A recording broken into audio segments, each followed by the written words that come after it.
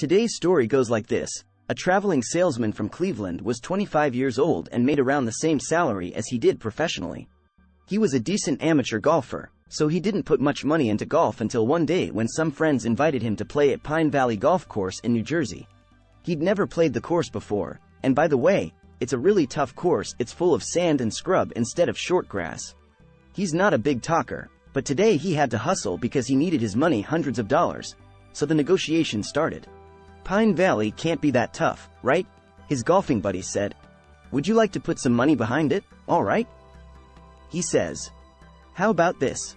For every stroke over 80 on his scorecard, he will pay his buddies $100. Well, the others are delighted. Who does this kid think he is, believing he can shoot 80 or lower his first time out at Pine Valley? But says their guest. You pay me $100 for every stroke I make under par. Par was 72. They know he's pretty good, but no one's that good, so they agree to the bet. The first hole is a par 4, a 427-yard dog-leg right, sand and scrub on the left, and the greens level out with the fairway. The par is 72, but there's a 10-foot drop from the fringe to the left, right, and back. On the first hole, it's a par 4 and he sinks a 30-foot putt. But what the other guys don't know is that their guest was broke. He couldn't pay for one of those strokes, and to win anything, he had to break 72.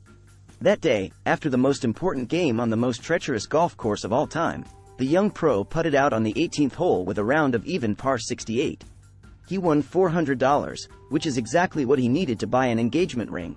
That day, he learned just how good he was, and what he could do when pushed to the limit.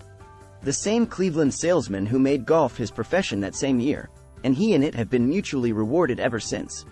Even though he has won millions of dollars in winnings and earnings since 1954, his remarkable career in professional golf all began with that game he played at Pine Valley.